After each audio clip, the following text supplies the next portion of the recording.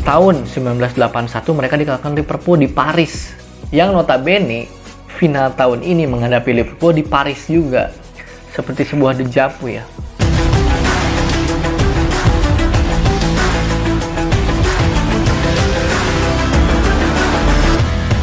Halo semuanya, kembali lagi bersama saya di Ulasan Bola. Di channel ini saya akan mengulas apapun tentang sepak bola. Kali ini saya akan mengulas tentang partai final Liga Champions yang mempertemukan antara Liverpool melawan Real Madrid.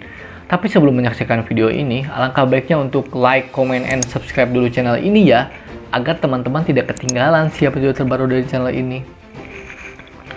Nah, seperti yang kita tahu teman-teman, laga final Liga Champions musim ini mempertemukan antara Liverpool melawan Real Madrid. Kedua tim layak lolos ke final karena berhasil mengalahkan atau menyingkirkan tim-tim tangguh ya teman-teman. Liverpool di babak 16 besar mereka menyingkirkan Inter Milan dengan agregat 2-1, kemudian menyingkirkan Benfica dengan 6-3. Kemudian juga mereka menyingkirkan Villarreal dengan 5-2 gitu kan. Dan Real Madrid lebih gila lagi, mereka menyingkirkan PSG dengan agregat 3-2. Sebelumnya sudah tertinggal agregat 2-0, kemudian Benzema mencetak hat-trick. Menyingkirkan Chelsea dengan agregat 5-4 atau ya 5-4. Kemudian juga mereka menyingkirkan Man City dengan agregat 6-5 gitu kan. Pertandingan yang sangat dramatis ya. Setelah di menit 90 City masih unggul agregat dengan 5-3, kemudian Rodrigo berhasil mencetak 2 gol yang akhirnya membuat Real Madrid lolos ya ke babak semifinal, karena di babak extra time Benzema mencetak gol melalui penalti.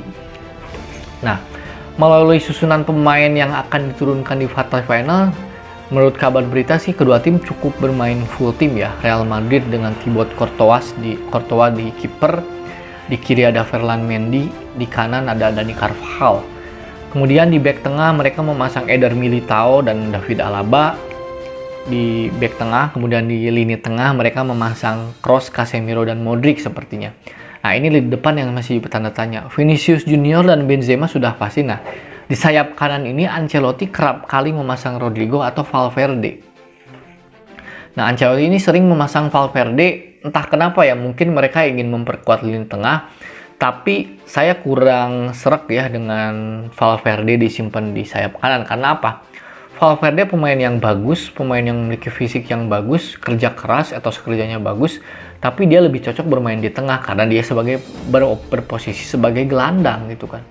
Nah, kalau Valverde ditaruh di sayap kanan, di atas kertas mereka bermain dengan 4-3-3, tapi di lapangan mereka condong bermain dengan 4-4-2 gitu. Dan ini menurut saya cukup riskan bermain melawan tim sekelas Liverpool.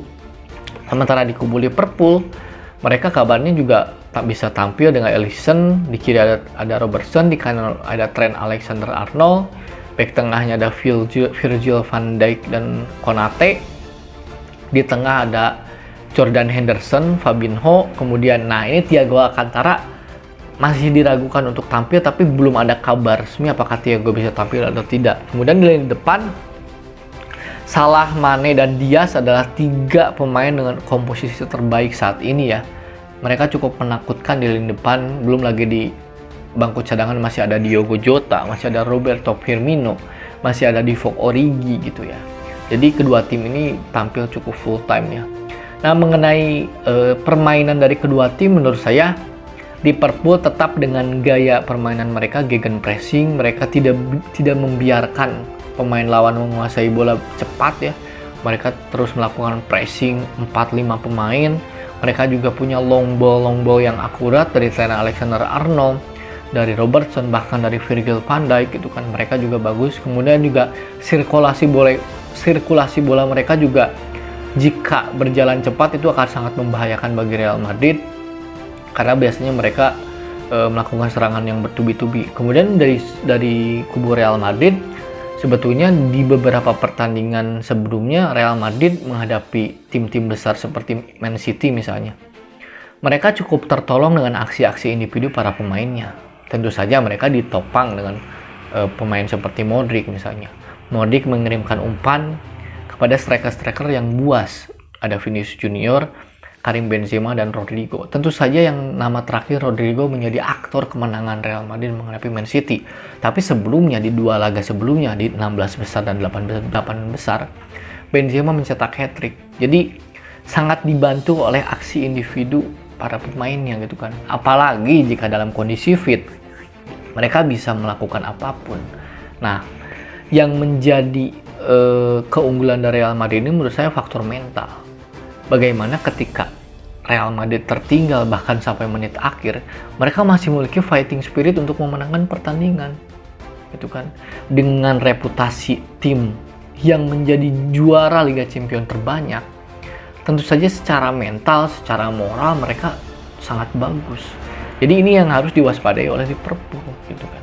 Jadi Real Madrid punya mental dan seringkali mereka menciptakan hal-hal yang tidak mungkin gitu kan, seperti pertandingan akan segera berakhir di final tahun 2014 menghadapi Atletico. Sepertinya laga akan segera berakhir, tapi Sergio Ramos mencetak gol memaksa pertandingan ke babak extra time gitu kan.